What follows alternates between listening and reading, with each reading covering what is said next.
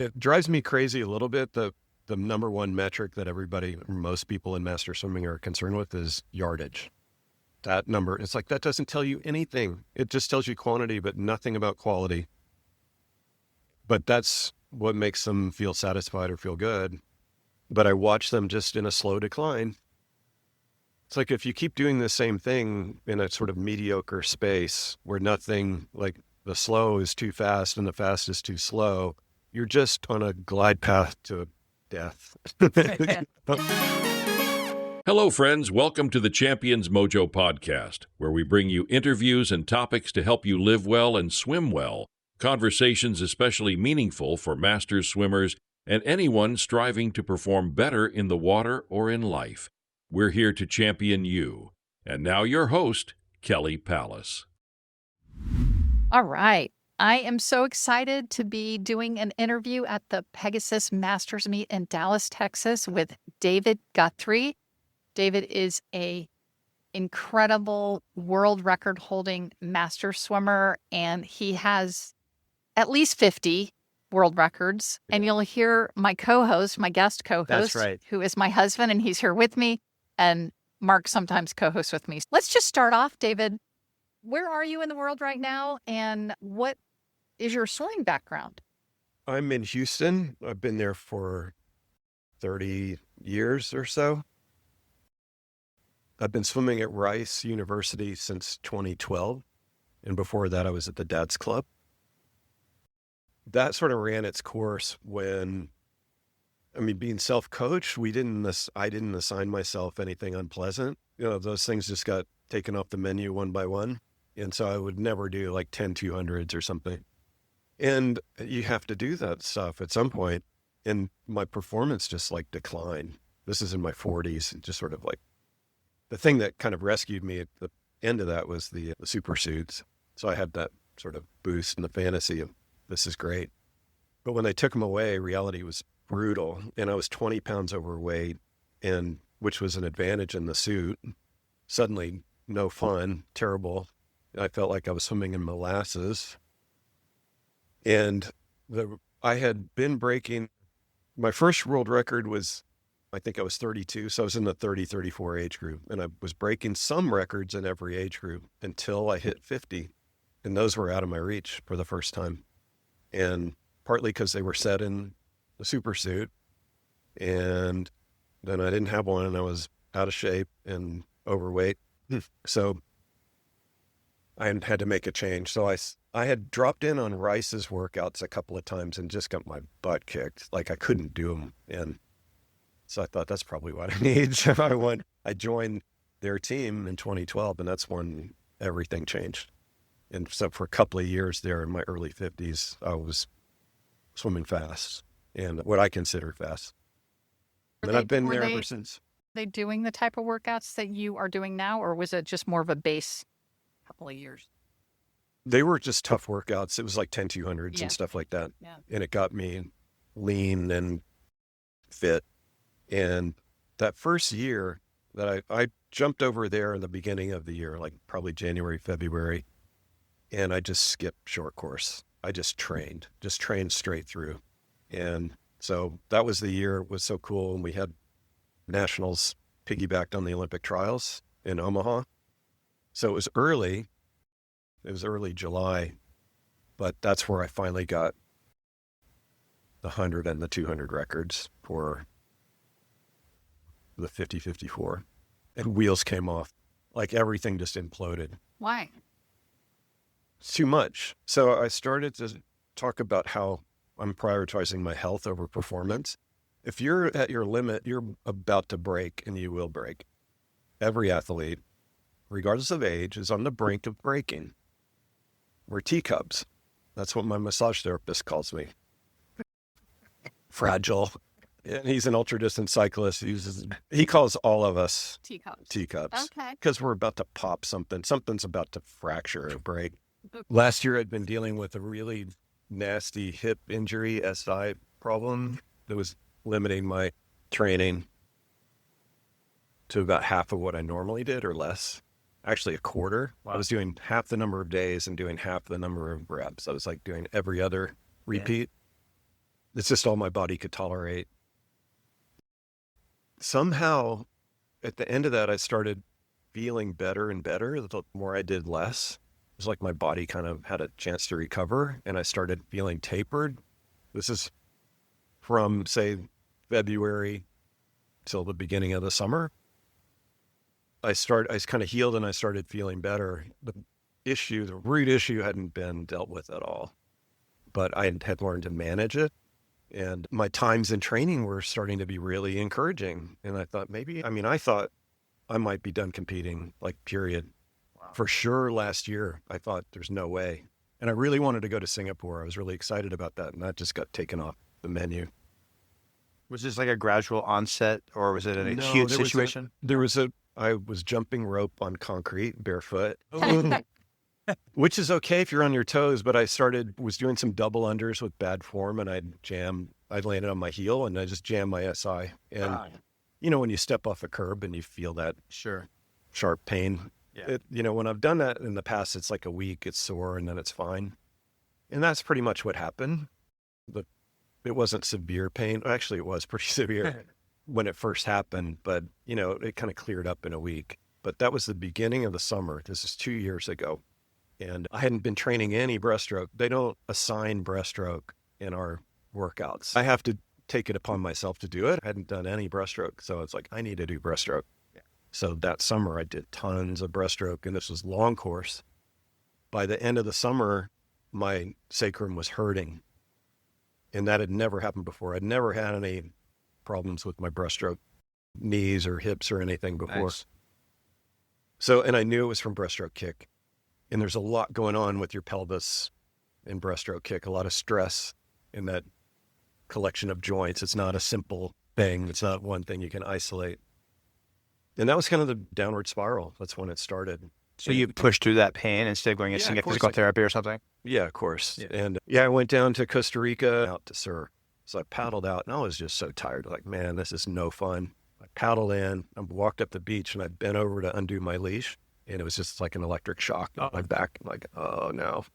So that was the point where it turned into like a real acute trauma. Yeah. But the underlying thing had been there for months. Yeah.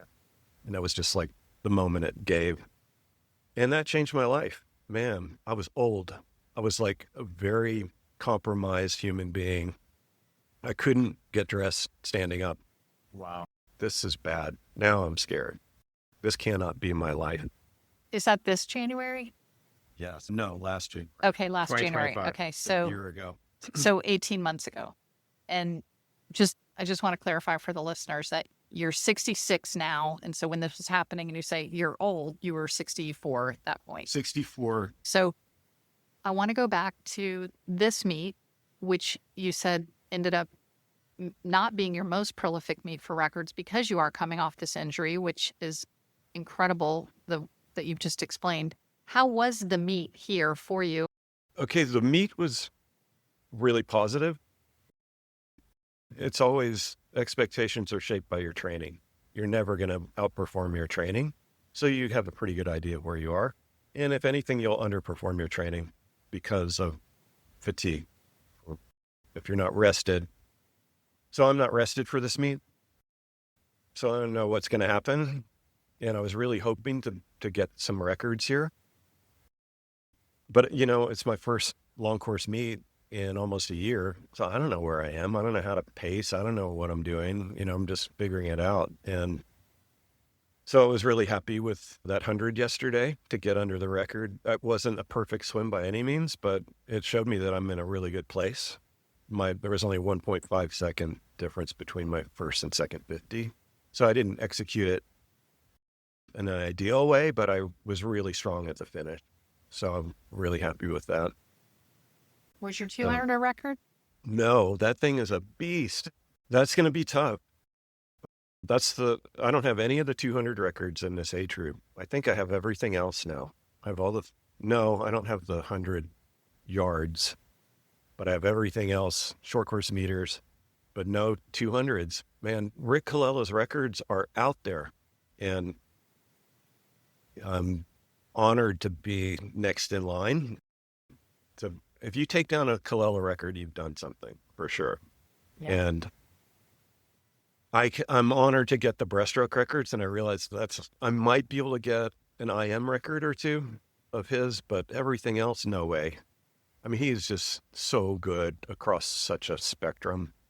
So, when we interviewed Rick Kalila on this podcast, he's basically never taken a day off since the Olympic Games. Did you know that? No. Yeah. So all of us other master swimmers, we take 2 years off, 3 years off.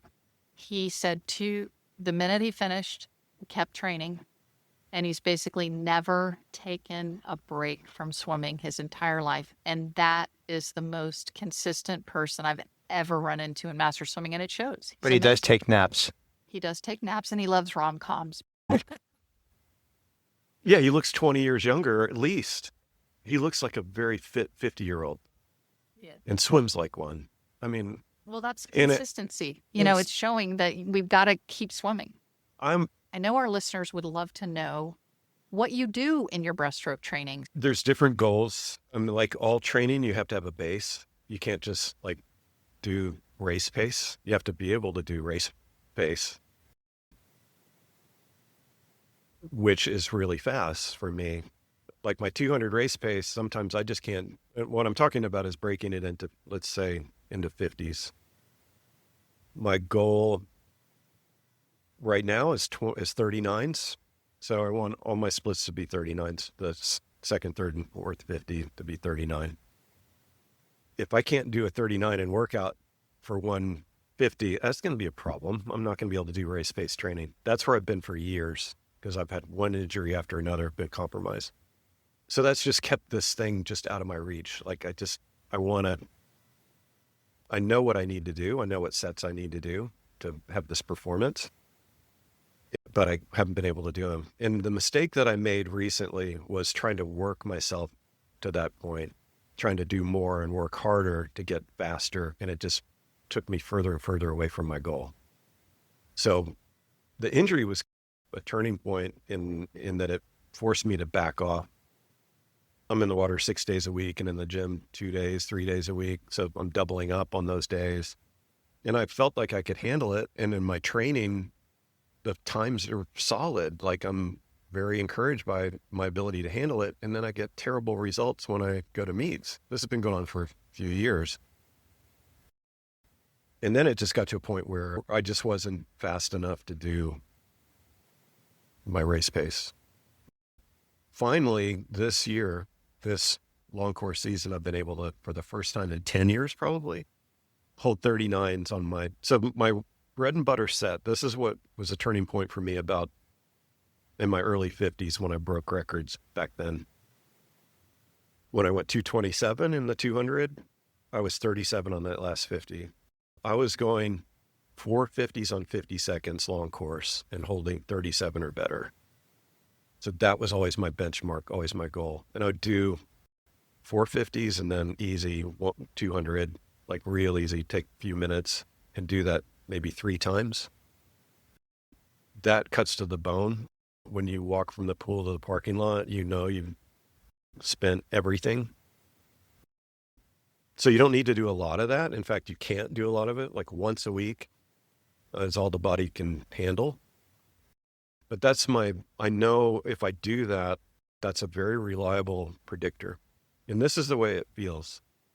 First 50, it's got to be easy speed. And it might even be too fast, like 36. Then the next one, a little harder. Next one is hard. 50 number 3, you're going hard. And then at that wall, you are hurting. And you have to push off and you have to go another 37 with everything that you've got. That's exactly what a race feels like. You come off that last turn, you are hurting from head to toe. But what happens is you're pushing off that wall and you're like, yeah, I got this. I've done this in training so many times. This is exactly the feeling in training. I'm not going to slow down and just do it. It also makes it terrifying, I hope people are listening because obviously you're getting results with that. And it is so important, as a coach myself, that people experience that gut-wrenching, leave everything in the pool in practice because there's no way you can do it in a meet. Yeah. It drives me crazy a little bit. the number one metric that most people in master swimming are concerned with is yardage. That number, it's like, that doesn't tell you anything. It just tells you quantity, but nothing about quality. But that's what makes them feel satisfied or feel good. But I watch them just in a slow decline. It's like if you keep doing the same thing in a sort of mediocre space where nothing, like the slow is too fast and the fast is too slow, you're just on a glide path to death. Yeah. No, if you want to, but just talk to your point, about 2 years ago, I decided I don't want to, the priority is health, not performance. And I realized, like in my early 50s, when I started doing those sets, and by the way, I started doing them because our water was too hot to do normal stuff. It was like 84 degrees. So doing 10 100s was out of the question. Doing more than, a couple of 200s was out of I did very few 200s in that year. You're talking to 2 Floridians where our summer water would be 92 to You have to adapt. Dangerous hot. The upside of that is it's just like training at altitude. Your heart rate goes sky high, but you have to adapt. And again, we don't do a lot of breaststroke. And we had this coach who assigned, okay, we're going to go 450s. And I'm like, okay, good. We're going to do like 6 rounds of 450s with an easy 150 in between. And I was like, cool. She said, okay, on 50. And I was like, no, this is long course. Like, how am I supposed to do that? And of course, it wasn't assigned for breaststroke. It was freestyle. And I thought, you know what? I really want to do a breaststroke set. I'm just going to go at the back of the line and just see if I can make it. And I made the interval. I was just trying to make it, but I made 4 on 50. And I was like, wonder what I could do here. And that was the start of that. Nobody told me to do it. And when I just discovered that I could hold under 39 or under 40. And I just dropped that down as far as I could. And it was such a reliable benchmark of my performance. Like I knew if I did that set, it was going to happen. Like I had ultimate confidence. And if I hadn't done it, I had zero confidence. It's like nothing magical is going to happen just because you're in a meet. If you haven't done it in training in some form, you don't just suddenly have more at a meet. So you have to break things sort of like USRPT. There's a lot of good there because you're actually doing race pace. Even if it's little segments, at least your body is experiencing it.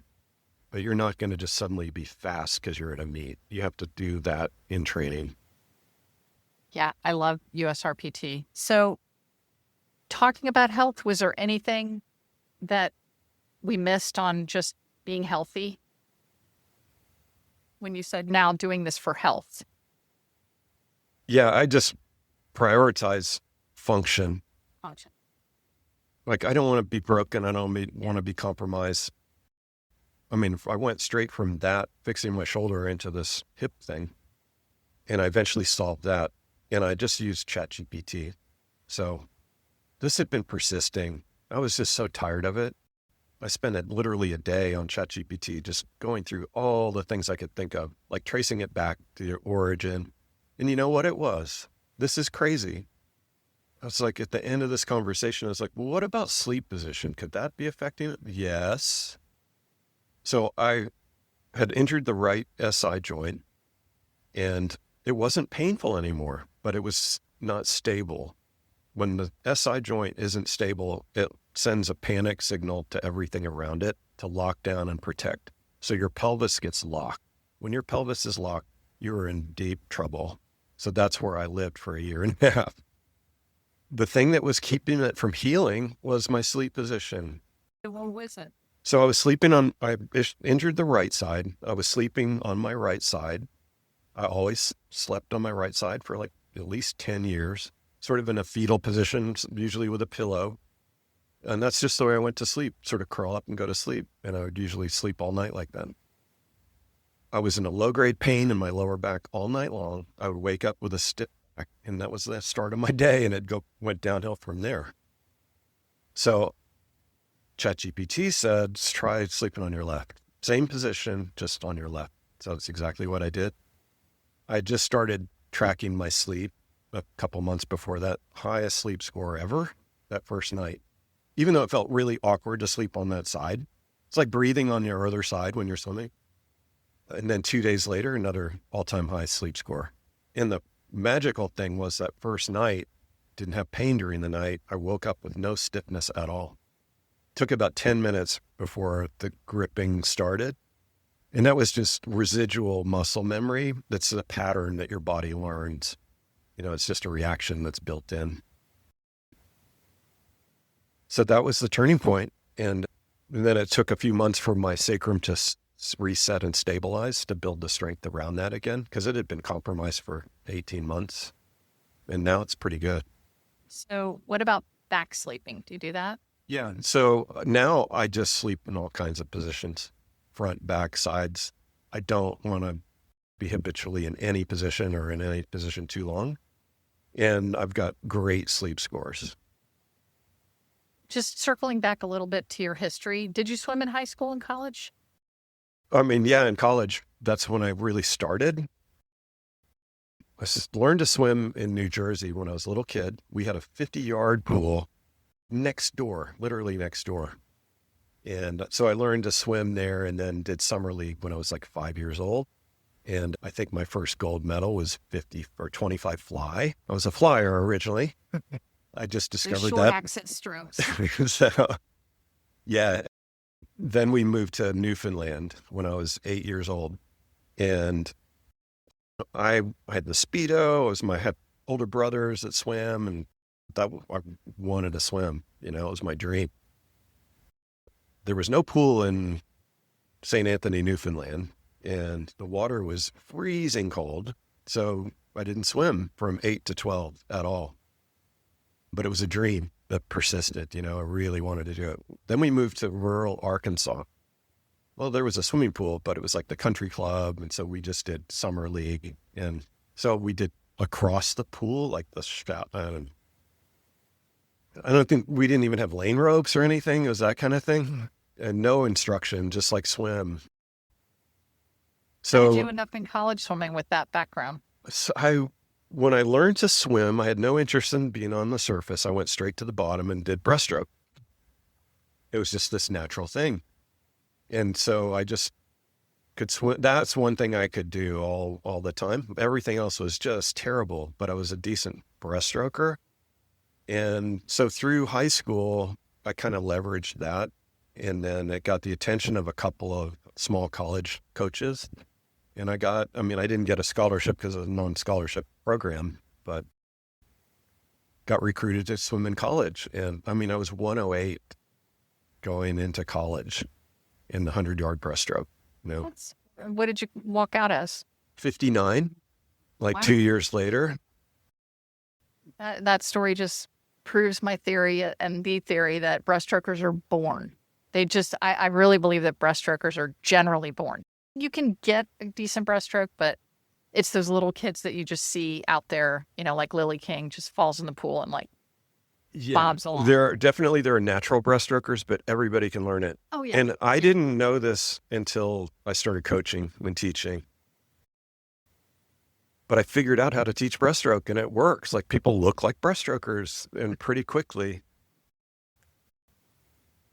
I grew up in a time like when I was in college. You're a breaststroker. Everybody's had to specialize.